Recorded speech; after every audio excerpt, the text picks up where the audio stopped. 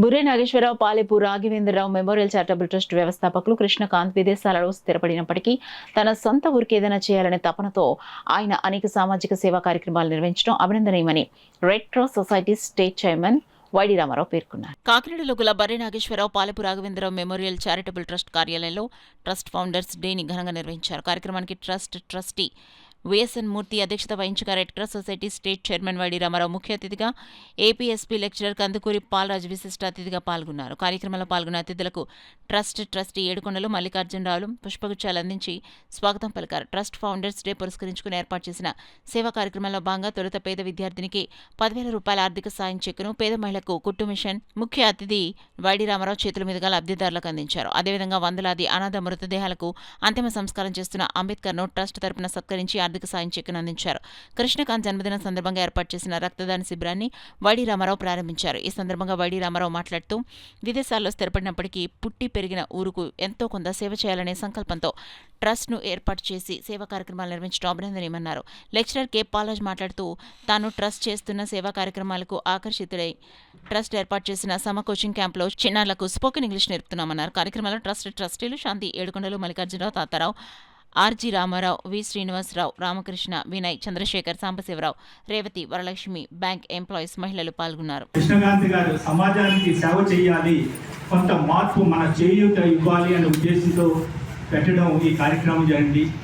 ఈ సందర్భంగా మనకి అడగగానే state president Shri Y D Rama Rao red cross Y D Rama Rao గారిని అడిగిన తక్షణమే నేను తప్పకుండా వస్తాను అని చెప్పడం అన్నది చాలా ఆనందదాయకం. థ్యాంక్ యూ రామారావు గారు.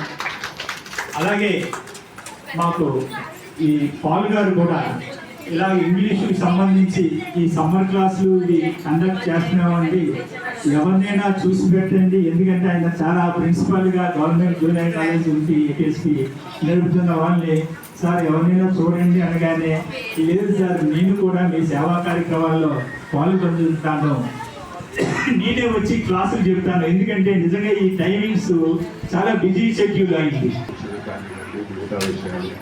అదేవిధంగా ఇంగ్లీష్ స్పీకింగ్ నేర్పించడం, అట్లాగే పిల్లలకు సమ్మర్ కోచింగ్ క్యాంప్స్ పెట్టడము, కరాటే నేర్పించడము, కొంతమందికి ఈ సూయింగ్ మిషన్స్ ఇవ్వడం, ఇలాంటి కార్యక్రమాల ద్వారా ఈ ప్రాంతము మరి ఆర్థికంగా బలపడడానికి, మహిళలు వారంతట వారు వారి కాళ్ళ మీద నిలబడడానికి కృషి చేస్తున్నందుకు ఈ ట్రస్ట్ వారిని నేను హృదయపూర్వకంగా అభినందిస్తున్నాను.